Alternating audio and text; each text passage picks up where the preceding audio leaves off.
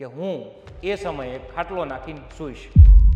એક ખેડૂત હમણાં જ ધનવાન થતા એને લાગ્યું કે મારી નીચે એક બે વ્યક્તિને હું સહાયક તરીકે રાખું, એટલે ઇન્ટરવ્યૂ ગોઠવ્યા અને એક પછી એક વ્યક્તિઓ એની પાસે રહેવા માટે, નોકરી માટે રહેવા માટે એ આવતા હતા।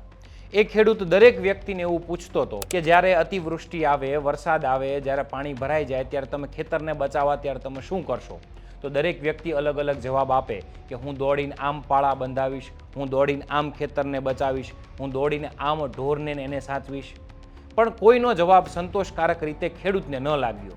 પણ એક માણસ આવ્યો અને એવું કીધું કે હું એ સમયે ખાટલો નાખીને સૂઈશ, અને ખેડૂતને એનો જવાબ કંઈક અલગ લાગ્યો અને 2 દિવસ પછી એને નોકરીએ રાખી લીધો। 2 દિવસ પછી જોગાનું જોગ એવું થયું કે ખૂબ જ વરસાદના હિસાબે નદી નાળા છલકાણા અને ખેતરમાં પાણી ભરાઈ ગયું અને ખેડૂત ઘરે હતો, એને લાગ્યું કે આ ખરેખર ખાટલો નાખીને સૂતો હશે તો કે ચાલને જોઉં એમ કરીને જેવો ખેતરે પહોંચ્યો અને ખરેખર પેલો વ્યક્તિ ખાટલો નાખીને આરામથી સૂતો હતો।